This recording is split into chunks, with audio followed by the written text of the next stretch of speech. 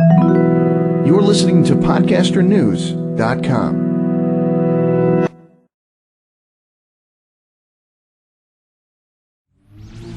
Welcome to the LA Story Podcast with Stevie Wilson.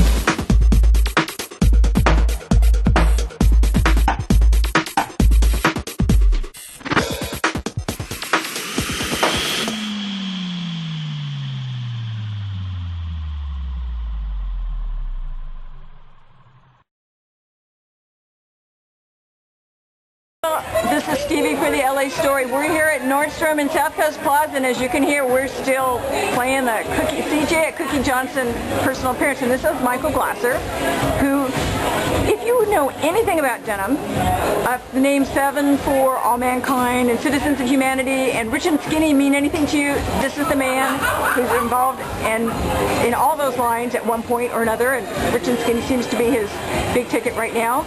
But CJ by Cookie Johnson is something that is partnering with Cookie Johnson on, and we're here to talk to him about how he got involved in this line. So you want to know how I got involved with Cookie? Yeah. That's the deal? Okay. What happened was a friend of Cookie's came to me and said that Cookie wants to talk to me about going to a denim business. Right. And that was like 4 months before I actually talked to Cookie because I didn't think anything of it.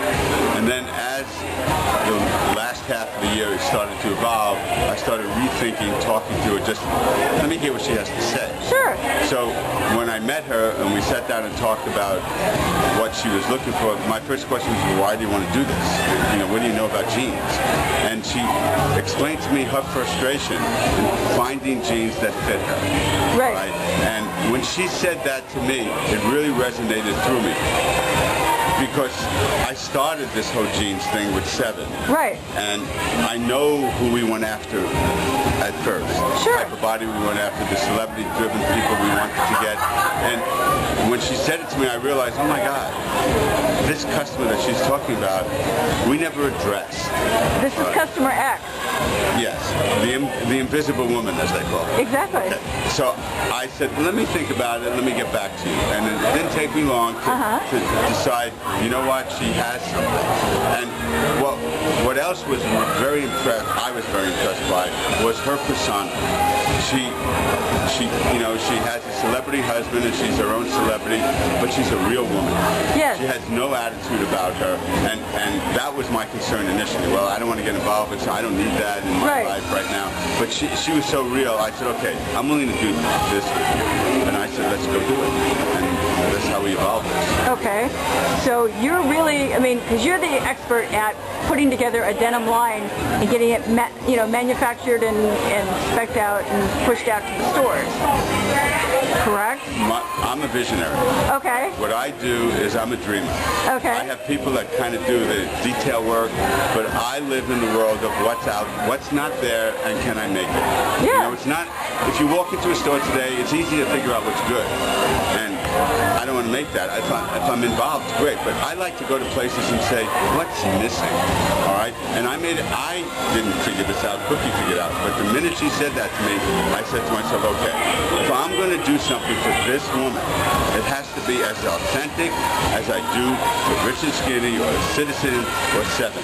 Right. This has to appeal to that same mindset, except it's a different fit. Right. So what we did, instead of trying to incorporate something in Rich and Skinny, which would have been the easy way, is I said, okay, we're going to make a separate company, go after different departments, different stores, and the concept is going to be all for this woman.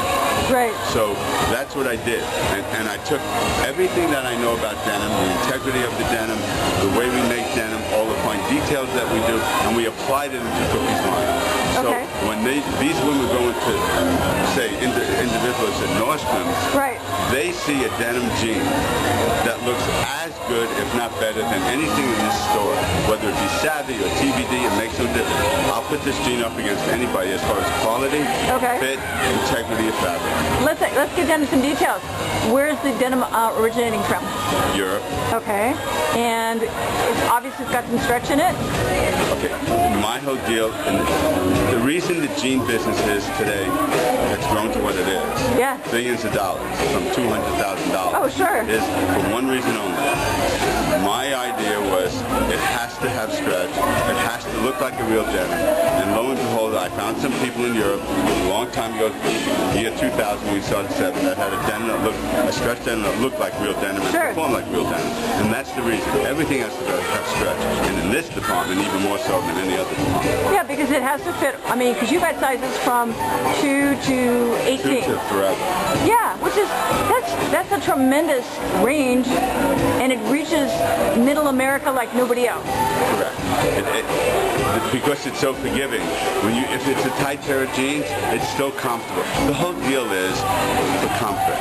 Right. They want to look just as hot as the chick who's a size 2 or 4. Sure. All right? They know how to adopt their bodies with a longer top or whatever. They want that bottom to look great. And it has to have stretch. And it has to have quality. So if it has stretch, it gives and it goes back to its original shape.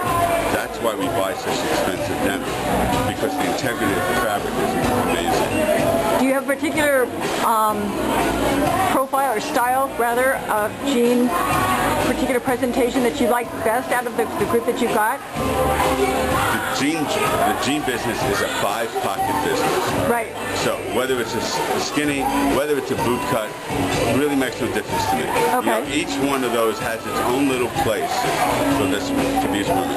Sure. And what we're trying to do, Cookie and I, what this is all about is taking her mindset and opening it up.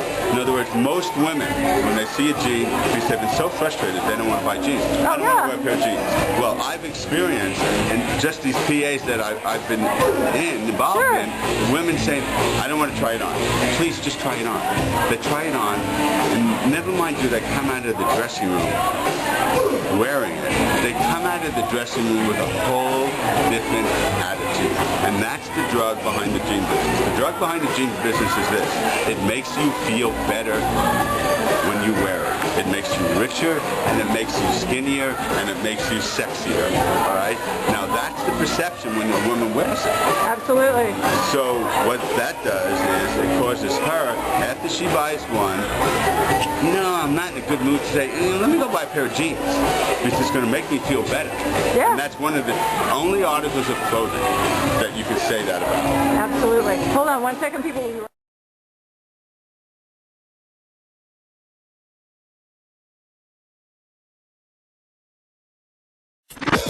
Thanks for joining Stevie Wilson on LA Story. Feel free to check out other podcasts and videos.